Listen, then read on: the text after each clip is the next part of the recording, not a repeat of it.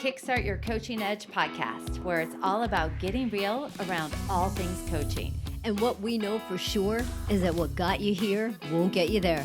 You can't see the spinach in your own teeth. And finally, hang on, because this one's really deep. Once you realize that you are the traffic, everything makes complete and unadulterated sense. So, Care, I'm curious. What, Jen? What do you think it is that gets in the way of people actually setting boundaries? Fear. What are they going to lose? But that's it, right? What are they going to lose and what are they afraid of? Or what are they afraid of losing? Because I really feel like that's a big part of it. Yeah, it's interesting because, in fact, do this, you guys. So as you're listening to this, pull out a piece of paper and a pen if you're in a position to do that. And write down one boundary that you know you should set. It's on your mind, you haven't done it, but you know it would improve the quality of a relationship, your own energy or something. So a boundary that you're like, I should probably deal with this. All right. So you're writing that down. So that's the one thing you're like, I probably should set a boundary, but I haven't done it yet. The next thing we want you to write down is, what is the reason you haven't set the boundary? So jot that down. What's prevented you from actually establishing that boundary? All right, we're assuming you're a fast writer. The key thing here is that when you read that, it's usually about where you perhaps are MSUing about what's going to happen, right? So you make shit up. So some of the things that might happen might be they might get mad at you, or you don't want to make them uncomfortable, or if I don't do this, who will?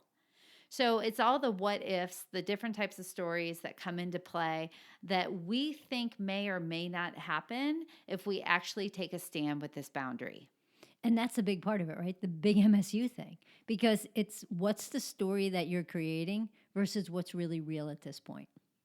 So I think it's when that is what prevents people from setting the boundaries. They think that it's going to be uncomfortable. It's going to be hard. It's people are going to have a negative reaction to it. It might damage a relationship.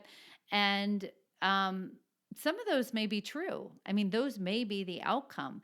But is your uncomfortableness with why you even want to set a boundary so high that you are exasperated, irritated, resentful, that you're willing to risk it? That's where the courage actually comes in.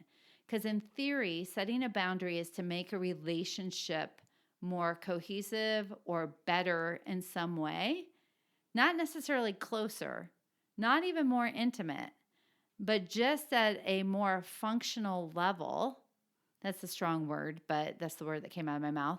But more at a level of being able to sometimes just tolerate being around each other and not then thinking about it for the next 3 days.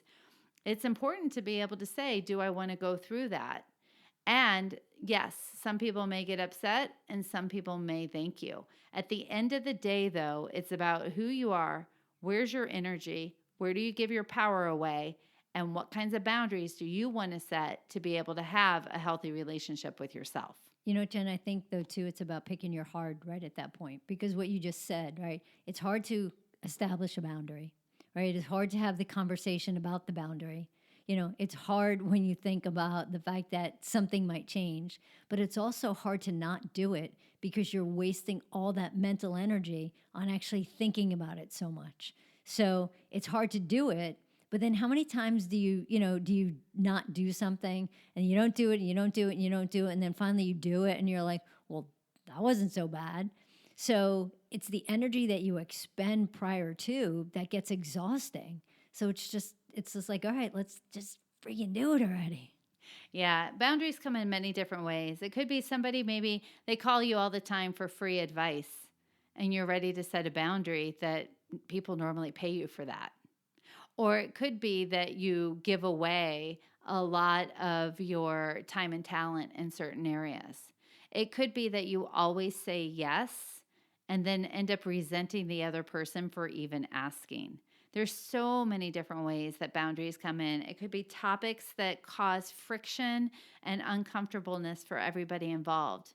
It could be the way people behave or interact or deal with each other that makes you not even want to show up for Thanksgiving. It could be something that where you feel your safety is compromised, but it's about being able to understand clearly what is it that I'm trying to have be different, and how do I communicate that in a way that at the end of the day, I feel so strongly about this issue that I'm willing to walk away from the dynamic as it currently is. Yeah, it's that risk.